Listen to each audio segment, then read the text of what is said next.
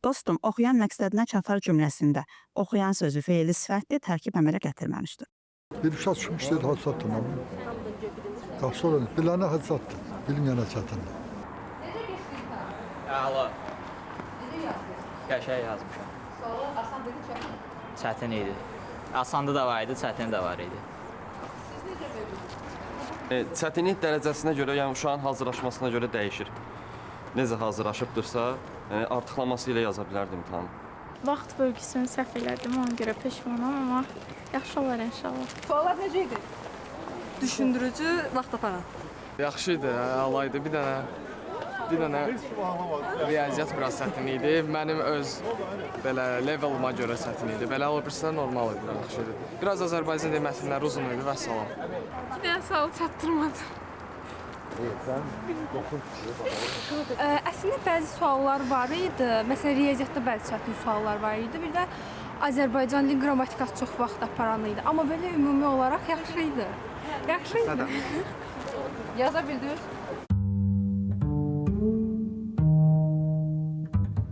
Ümumiyyətlə, insan gündə imtahandadır. Hər bir seçim, hər bir addım həyat boyu. Bu da imtahandır. Və bu imtahanı sən necə keçirsən, imtahanın nəticəsini necə təhlil eləyirsən, özün o nəticəni təhlil eləyib növbəti qərarı qəbul edirsən.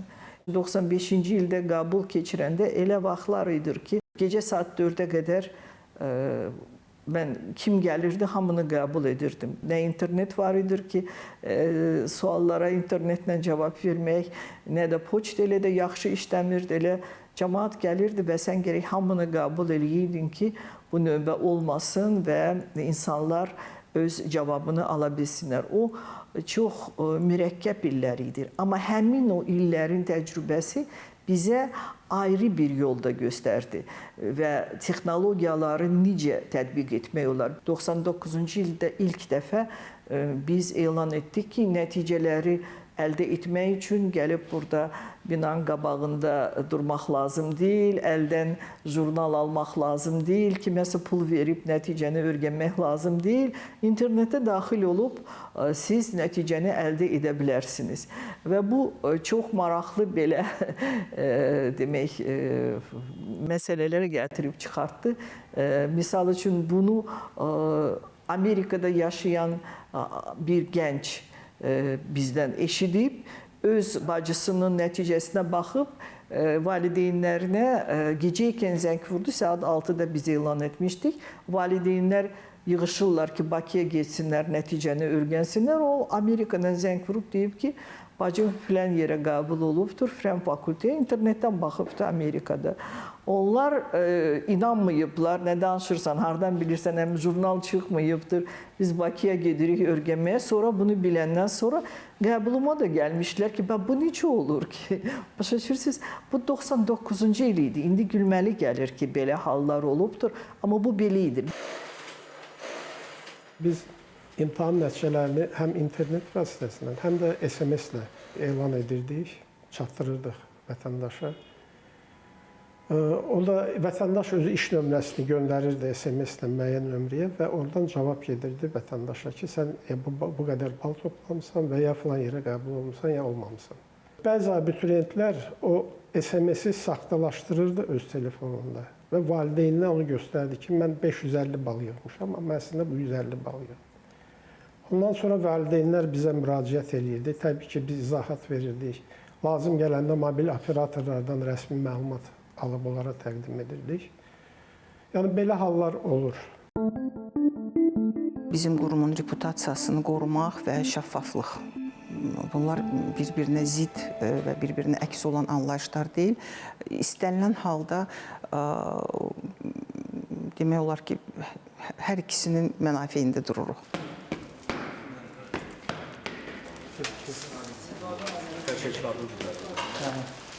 Merhaba, telefon yoktu üstünüzde. Bütün bu işlərin xüsusi bir plan qrafiki var. qrafiksiz, plansız bu işə girmək olmaz. Bu çox ağır böyük bir prosesdir, məsuliyyətli prosesdir. Təkcə bunun işin kütləviliyi və ağırlığı deyil, həm də olduqca məsuliyyətli bir prosesdir. İnsanların tali yüklü bir məsələlərdir və biz bu işlə məşğul oluruq. İndi imtahan ərəfəsindəyik biz. Buraxılış imtahanları olacaq. Qızğın ərəfədir. Yəni 20 il bundan qabaq, 25 il bundan qabaq siz burada bəlkə də bir balaca bir belə nümayiş oxşar bir vəziyyətlə üzləşə bilərdiniz. Amma görürsünüz, sakitlikdir tam. İdan mənə ki, imtahanlar gedir, ondan sonra da belə sakitlikdir. Yəni artıq müəyyən qədər, yəni inam var, əvvəlki vəziyyət yoxdur. Yaxşılığa gedir. Yəni o ajiyataj artıq yoxdur.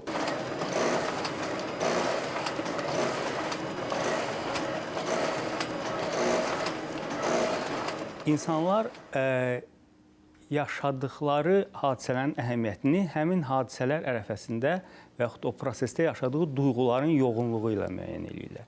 İnsanlar burada çox yoğun duyğular yaşadığına görə bu sadəcə sanki bir həqiqət anıdır. Həmin məqam və insan buna bir məna yükləyir. Bir, o günə qədər olduğu hazırlığın bir nəticəsini görür. O vaxta kimi məktəbə gedir, orada kimsə onu tərifləyir, kiminləsə rəqabət aparır. Amma bu artıq ölkə miqyasında bir rəqabətdir, vahid standartlarla, on minlərlə insanla müqayisədir. Bu həqiqət anıdır. Artıq hamı dəqiq bunu bilir ki, bəli, ayrı bir yol yoxdur, məşğul olmaq lazımdır, bilik qələbə gətirəcəkdir.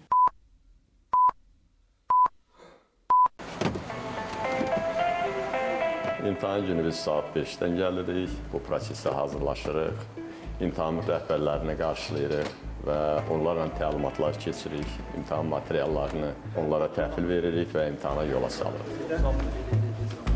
48-91.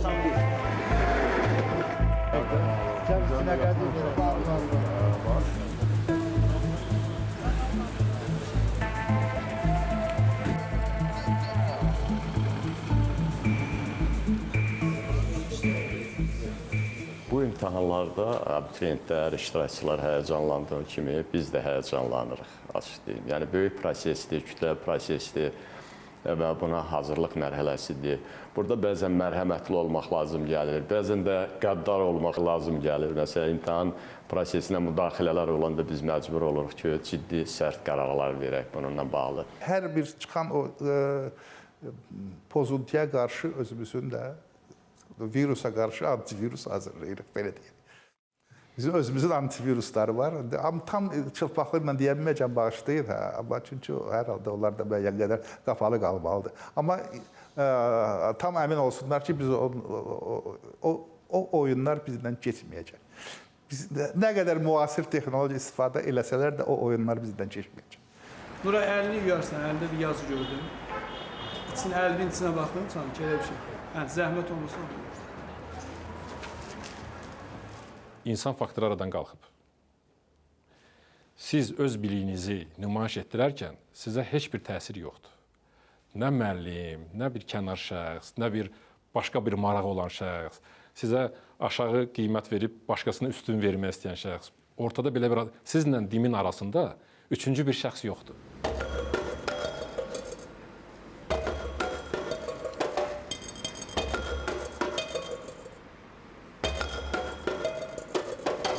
Görürsünüz, imtahandır, mən indi sizlə sakit danışıram, amma kimlərsə nəsə işlər görür də. Faktiki olaraq mən indi yalnız ekstra hallarda müdaxilə edirəm. Hərə öz işini bilir, algoritmik iş elə qurulub ki, hərə bilir ki, bax, burada mənim işim tamamlandı, o birisi şöbə başlayır. Və bu işi avtomatik olaraq, algoritmik olaraq həll olunur. Siz gedib bir-bir bütün şöbələrə, departamentləri gəlsəz, demək olar ki, peşəkar olmayan bir adam tapmayacaqsınız. Burada təsadüfi heç bir insan yoxdur. Və hər bir sahənin peşəkarı birləşib, bax, belə bir hesab edirəm ki, gözəl qurum yaradıb və Dövlət İmtahan Mərkəzinin ən önəmli xüsusiyyəti də odur ki, onun hədəflərinin, onun təkmilləşməsinin sonu yoxdur. Ümumiyyətlə bu cür böyük prosesi Dövlət İmtahan Mərkəzi innovativ həlləri tətbiq etməsə bu çox çətin idarə olunan bir proses olar. Dövlət İmtahan Mərkəzinin kollektivi elə də böyük deyil. Yəni burada çox müasir texnologiyalar tətbiq olunur. Onu da deyim ki, Dövlət İmtahan Mərkəzi müasir texnologiyaları, informasiya texnologiyaları, kütləvi proseslərə tətbiq edən ilk təşkilatdır. Biz o vaxtı IBM PC 286'lar var idi, kompüterlər. Orada əllə yığılırdı abituriyentlərin məlumatları. Sonra imtahana buraxılış vərəqələrini çap eləmək üçün bizdə bu zəif çap eləyən printerlər var idi. Biz onlara rulon kağızlar var idi, keçirirdik və onu bir neçə sutka ərzində bir-bir çap olunurdular ki, vətəndaşlara çatsın. İlk illərdə bizim deməli cavab kartları Türkiyədə çap olundu və orada da emal olundu imtahandan sonra və orada da yerləşdirmə aparıldı. Biz siyahıları bura gətirdik. Amma 93-cü ildən bizdə bu gördüyünüz skanerlər deməli alındı. Biz də fəaliyyətimizdə tətbiq elədik onu. Ondan sonra yəni biz müstəqil şəkildə öz işimizi davam eləyirdik.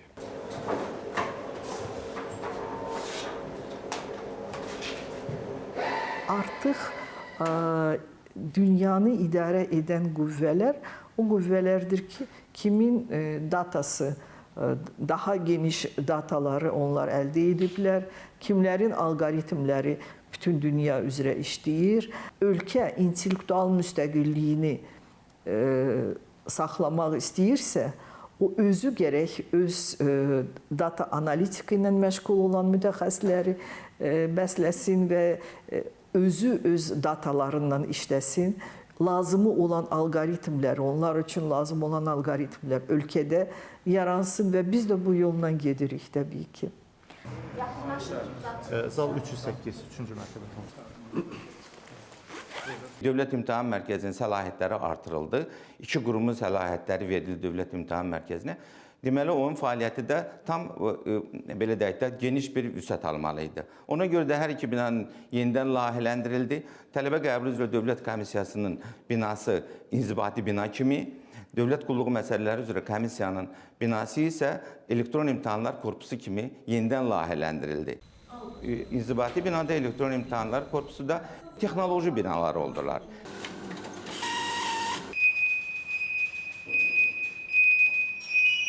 Bütün informasiya bu QR kod vasitəsilə bildirilir. Uşağın adı, familiyası, iş nömrəsi, zalı, binanın nömrəsi. QR kod, bütün məlumatlar bu QR kodda göstərilmişdir.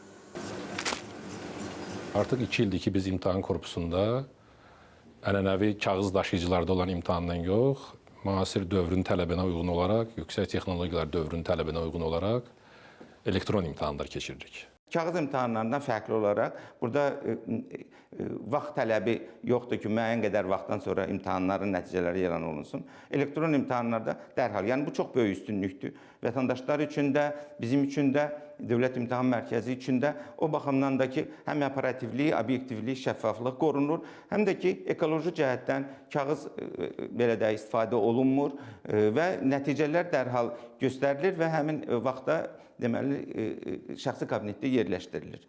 Bizim məqsədimiz ondan ibarətdir ki, təkcə Bakıda yox, regionlarda da belə elektron imtahanları keçirmək imkanımız olsun. Bu demək layihə Təhsil Nazirliyi ilə birgə həyata keçiriləcəkdir. Onların da regionlarda müəllimlərin işə qəbulu imtahanı var və beləliklə biz bütün imtahanlar üçün hamını Bakıya yox, necə ki, o birisi imtahanlarda var ki, biz gedirik imtahanı regionlarda, kəndlərdə keçiririk. Bu imtahanları da rəqəmsallaşma yolundan biz gedəndə bu imkanlar yaranacaqdır. Amma bu təkcə bizdən asılı deyil. Çünki burada internetin sürəti ölkə üzrə demək, mütləq elektrik xətlərin həmişə işləməyi bu vacibdir. 100-dən çox dövlət orqanları üçün bax belə qəbul imtahanları həyata keçiririk. Fərqli insanlar gəlir və bütün bu prosedurları unifikasiya etmək üçün, eyni yanaşma olmaq üçün hər bir vəzifənin deməli vakant vəzifə üzrə müsahibə proqramları hazırlanır ki, bütün namizədlər eyni qaydada həmin müsahibə proqramlarından hazırlaşsınlar. Bu imtahan deyil. Ona görə müsahibə deyilir. Əvvəl qanunda müsahibə söhbət sözündən, ikinci mərhələ söhbətdən ibarətdir və cəmiyyətdə də bir belə mem yaranmışdı ki, girirlər, nədən söhbət eləyirlər bilmirik, kim lazımdır onu seçirlər. İnsanlar istədiyi nəticəni almayanda biraz aqressivləşirlər. Bəzən özünə qarşı, bəzən imtahan keçirən quruma qarşı. 2009-cu ildən başlamışıq bütün müsahibələrin video çəkilişini aparmağa, namizədin razılığı olduğu halda.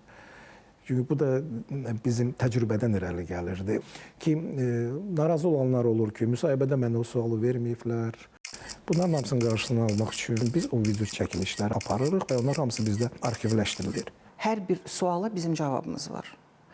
Hər bir vətəndaş gəlir, əgər onun bir nəsə şikayəti varsa, biz onu cavablandırırıq.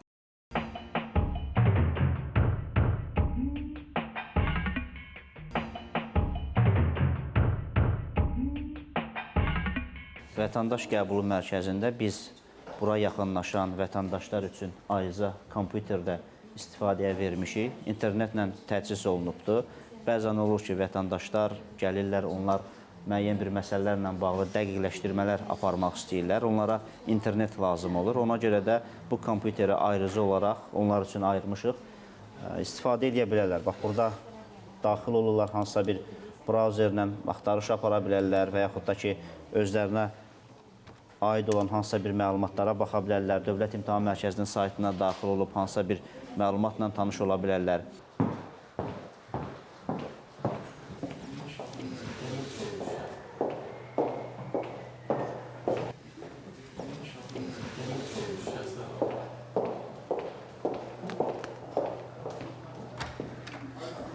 Salam.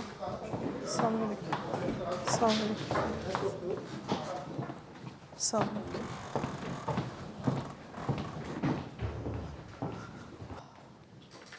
Salam aleyküm.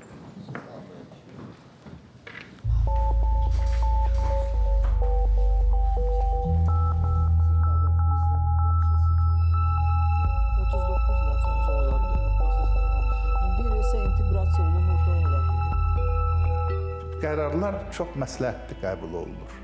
Hərdən mən özüm hesab hansısa bir təklifi eləyirəmsə, əgər eşim qarşısına çıxmışsa, mən başlayıram özümə də aparət eləmək.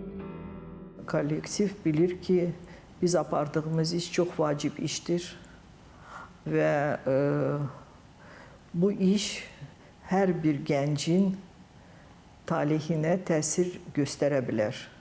Və bu məsuliyyəti hər bir an biz hiss eləyirik.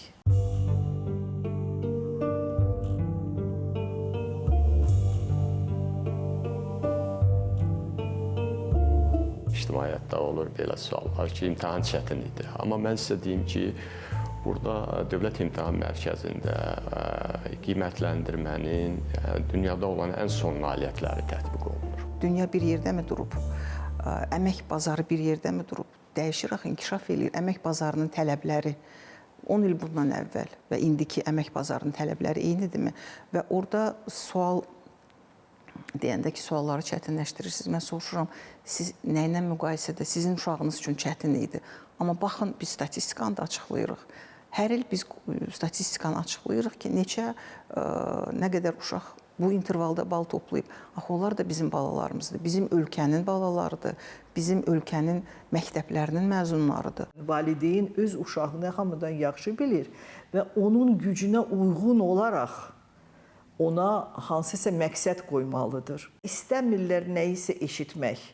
İnsan nəyi eşitmək istəyir? Kim başından sığallayıb deyir ki, yox, sənin uşağın hər şeyi bacaracaq, onu daha tez eşidir. Nəinki, misal üçün biz ona desək ki, yox, siz düz seçim eləməyibsiniz, sizin uşağınız ayrı istiqamətdə getməlidir. Başa düşürsünüz, mən bununla əlaqədar hətta öz ailəmdə də belə şeylərə rast gəlmişdim. Lap belə çoxdan belə bir testlərdən mən öz qardaşım uşaqları keçirəndə və deyəndə ki, bu uşağın çox yaxşı demək artistik qabiliyyəti var.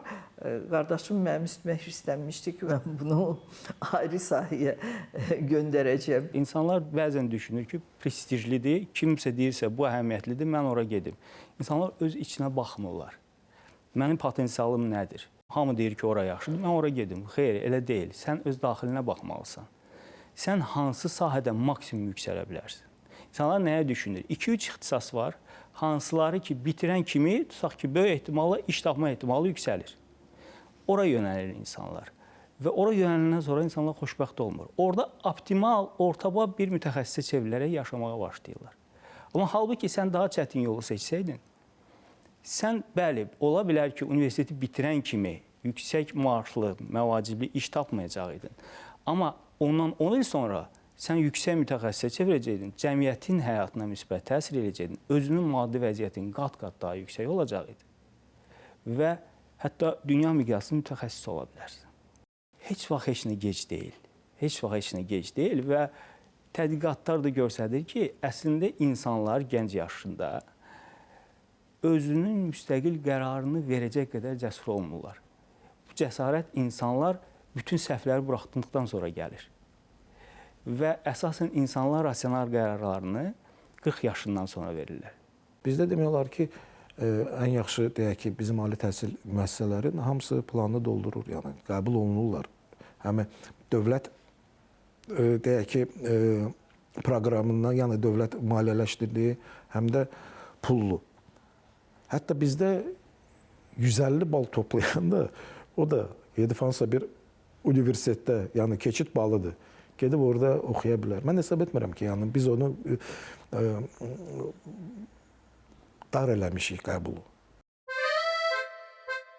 Qəbul olmamışsınızsa, bu sizin daha əvvəl buraxdığınız səhvlər və yaxud da ki, verdiyiniz yanlış qərarların nəticəsidir. Amma siz elə bilirsiniz ki, nəsə imtahanda baş verdi. İmtahanda baş verməyib. Baş verənlər çox-çox əvvəl baş verir. Testologiyanın müəyyən tələbləri var. Tələbləri biz bu şəffaflığa qurban vermişik. Məsələn, heç bir yerdə, dünyanın heç bir yerində imtahandan sonra sual kitabçalarını vermirlər. Sualları qoruyurlar. O suallar dəyəri çoxdur o sualların. Hətta o suallar imtahanda iştirak edəndən sonra onun dəyəri daha da çox artır. O kalibrovka olur. Təşəkkürlər, sağ olun. İmtahan üçün tam zəruri şərait yaradılır imtahan binalarında. İmtahan binalarına giriş rahatdır, imtahan binalarında otaqların vəziyyəti yaxşıdır.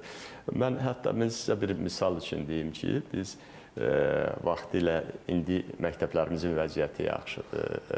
Xeyli məktəblərimiz, yeni məktəblərimiz tikilib, köhnə məktəblər də təmirdən çıxıb, vəziyyət yaxşıdır və bu yaxşılaşma getdikcə bizim imtahan şəraitimiz də yaxşılaşır.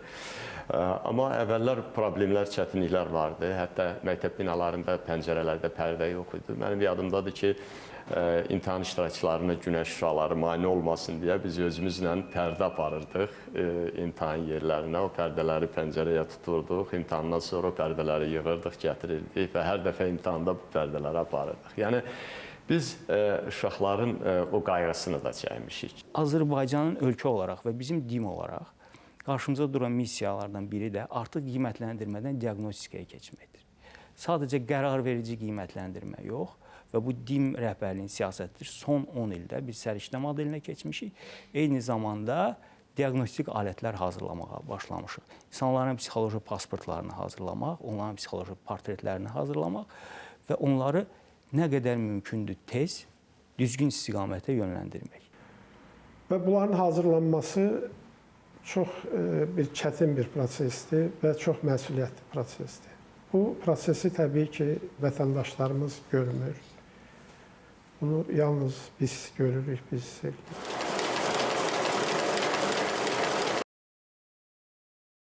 Bəzi partalarda görürsünüz, altında çanta qoymaq üçün yerlər var. Həmin hissə olmayan partalar olsun. Çünki əlil arabasında onlar, həmin o sağlamlıq imkanı məhdud iştirakçılar gələcək, arabalarında oturaraq imtahan verəcəklər. Ona görə bu araba tam olaraq partanın arxasına keçməlidir. Dövlət İmtahan Mərkəzi tərəfindən hər bir imtahanın keçirilməsindən əvvəl DİM əməkdaşları və dəvət olunmuş ekspertlərdən ibarət işçi qrup yaradılır və həmin işçi qrup qapalı şəraitdə imtahan materiallarının formalaşması və təqdim olunması işlərini yerinə yetirir.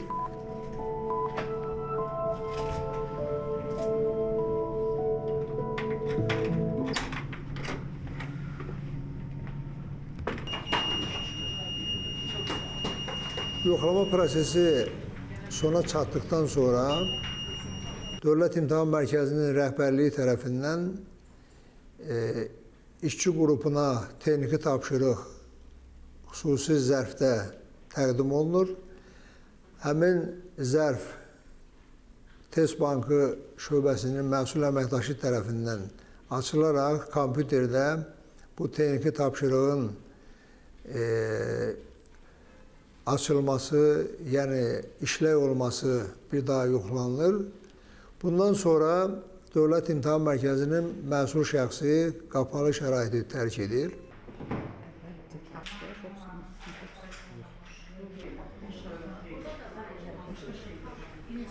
Texniki tapşırıq əsasında start verilməsi üçün xüsusi proqrama təsadüfi ədəd tələb olunur. Həmin təsadüfi ədədin əvvəli həmin texniki tapşırıqda qeyd olunur Dövlət İmtahan Mərkəzinin rəhbərliyi tərəfindən. Sonraki hissəsi isə qapalı şəraitdə iştirak edən ekspertlər tərəfindən təsadüfi qaydada verilən 3 rəqəmli ədədlərdən istifadə olunaraq formalaşır.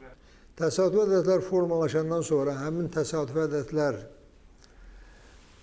o xüsusi proqram təminatına daxil edilərək start verilir və nəticədə qarşıda nəzərdə tutulan imtahan üçün sualların, yəni test tapşırıqlarının Ümumi Test Bankından çıxarılması həyata keçirilir.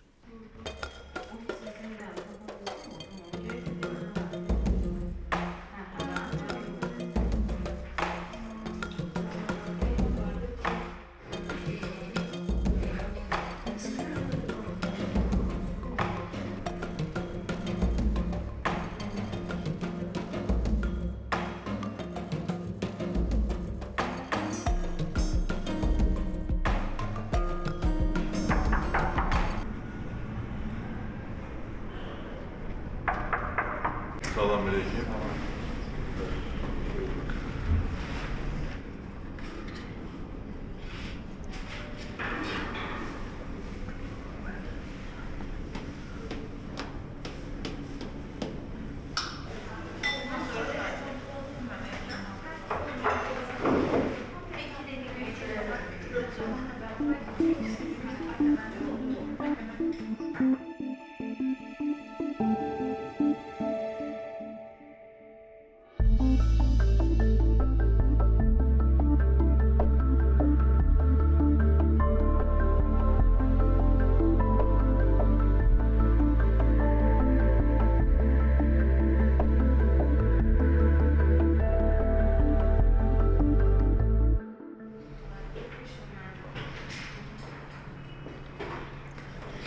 Cevapları oradan bir deyir, biz de etalondan yokluyoruz. Doğrudursa ona onu təsdiq edir. Əgər nəsə bir uyğunsuzluq varsa onu araşdırır. Bu test tapşırıqları həm texniki cəhətdən, həm də ki elmi metodiki cəhətdən bir daha yoxlanılır. Onların mövcud imtahan proqramına uyğunluğu, texniki tapşırığa onların çətinlik dərəcəsinin uyğun gəlməsi nöqteyi nəzərindən son ekspertizalar həyata keçirilir. Lazım olarsa burada redaktor xarakterli cüzi dəyişikliklər həyata keçirilir və bundan sonra həmin bu komplekt əsasında test kitabçaları formalaşır. Yəni bir neçə istiqamət üzrə ayrı-ayrı ekspertlər tərəfindən tərtib olunmuş bu komplektlər əsasında son kitabça formalaşdırılaraq çap üçün və yaxud elektron imtahan üçün müvafiq formada rəhbərliyə təqdim olunur və imtahan iştirakçılarına təqdim olunmaq üçün sonraki mərhələdə iş gedir.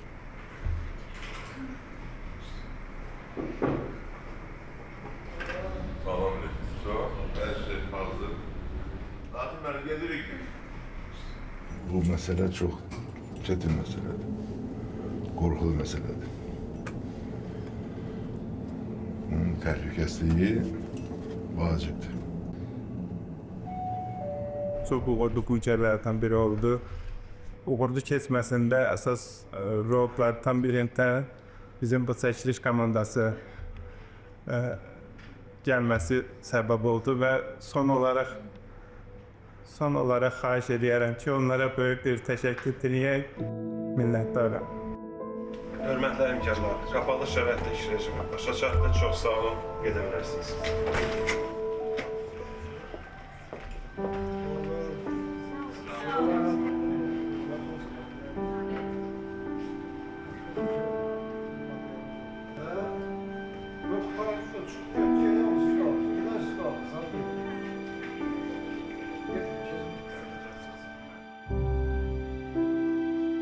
İlkin məlumatlara əsasən 9 şagirddə mobil telefon aşkarlanıbdır, xaric olunublar imtahandan və onların nəticələri ləğv olunacaqdır.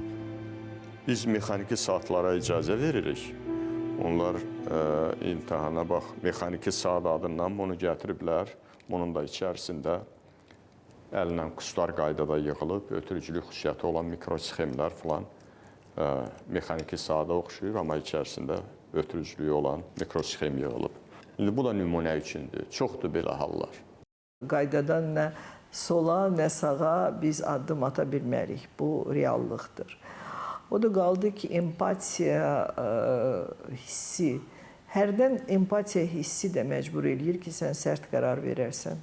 Çünki insan özü anlamır öz faciəsini və sərt qərar verəndən sonra bəlkə də o demək, özü üçün düzgün seçim eləyə bilər. Hər bir şəxs, necə ki onun zahirən görünüşü var və fiziki olaraq biz görürük ki, bu basketbolist ola bilər ya da bu da demək idmançı kimi sprinter ola bilər. Psixoloji elə də quruluşu var hər bir şəxsin. O psixoloji quruluşu, o kognitiv demək bacarıqları, onları da qiymətləndirib biz belə məsləhətlər verə bilərik və bu alətlər var. Bizə müraciət edənlər onları istifadə edə bilərlər. Məqsədlərdən nail olmaq üçün hər şey onlardan asılıdır. Ayrı bir yollar axtarmasınlar. Bu siz, bu Dövlət İmtahan Mərkəzi, bu da sizin deyək ki, kitablarınız. Nə qədər siz yaxşı oxusanız, nə qədər öz üzərinizdə çalışsanız, o qədər sizin böyük şansınız olacaqdır, yaxşı nəticələr əldə edəsiniz və irəli gedəsiniz. Hamısına can sağlığı arzulayıram, hamısına imtahanlarda uğurlar arzulayıram. Hər şey dünyada baş verə bilər, hər şeyi insan itirə bilir. Amma bilik və bacarığını onun əlindən heç kim ala bilməz.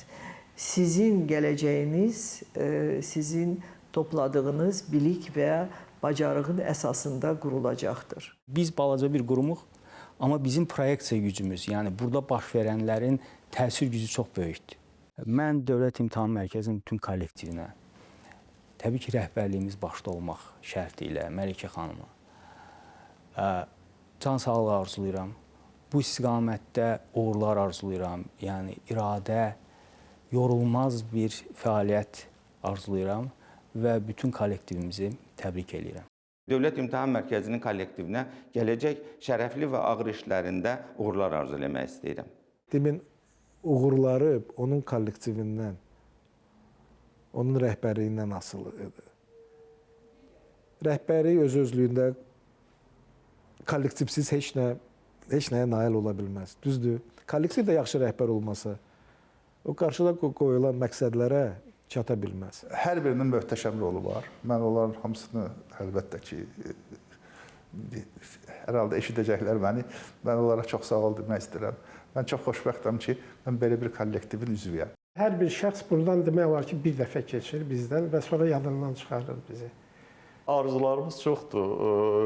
Yuxusuz gecələrimiz var. Mən onu deyim. Dostlar oturanda söhbət edəndə deyirdik ki, bax, indi səni bu dəqiqə icazə versələr ki, gedəsən evə, nə eləyəcəksən? Deyirdik, gedib 2 gün, 3 gün yataram. İndi və bizdə o yuxusuzluq var. Məhz o yuxusuzluq və Biz həftə sonları, bilmirəm bunu bəlkə heç vermək olmaz, amma deyəcəm bunu da ki, həftə sonları biz ailə ilə istirahətə gedə bilmirik. Ən çox sayılı imtahanlarımız bizim məhz qəbul imtahanlarıdır. Ona görə də yay vaxtı bizə, yəni məzuniyyətə çıxmağa icazə yoxdur, imkan yoxdur hətta və ailəmizlə, yəni o hamının bildiyi məzuniyyətə çıxa bilmirik. Bu birinci mərhələdir. Amma bu sahədə biz biliyin və bacarıqların qiymətləndirməsi sahəsində artıq 30 ildir ki, çalışırıq. 30 ildə insanın həyatında çox məhsuldar bir yaşdır. Mənə elə gəlir ki, indiyə qədər biz apardığımız iş ölkəmizdə insan kapitalının formalaşmasına kifayət qədər təsir göstəribdir. Və bu çox məsuliyyətli işdir, vacib bir işdir.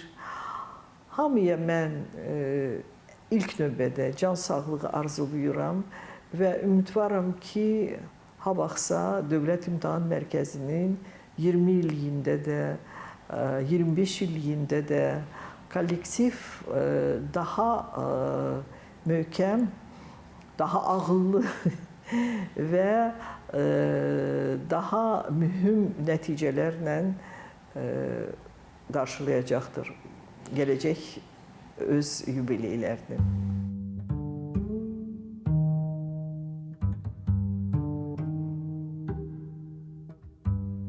Dövlət İmtahan Mərkəzinin dəyərli kollektivi sizi Azərbaycan Respublikasının Ədliyyə Nazirliyi adından mərkəzin yaradılmasının 10 illik yubileyi münasibəti ilə ürəkdən təbrik edirik. Mərkəzin fəaliyyət göstərdiyi illər ərzində vəkillər kollegiyası ilə sıx əməkdaşlığı bizim vəkillik üçün də çox böyük töhfələr vermişdi. Mərkəzin kollektivinə gələcək fəaliyyətlərində uğurlar, davamlı inkişaf və yeni nailiyyətlər arzu edirik. Əminəm ki, Azərbaycan təhsilinin inkişafı üçün bundan sonra da onların uğurlu işləri olacaq və hər bir Azərbaycanlı, Azərbaycan vətəndaşı da Dövlət İmtahan Mərkəzinin ədaləti ilə öyünəcək və bu istiqamətdə işlərini aparacaqlar. Mən fürsətdən istifadə edərək 10 illik yubiley münasibəti ilə Dövlət İmtahan Mərkəzinin rəhbərliyini və bütün həmkarlarımı səmimiyyətlə təbrik edirəm. İnanıram ki, onların təhsil sahəsində gördükləri işlər bundan sonra da Azərbaycanın uğurla inkişafına xidmət edəcəkdir.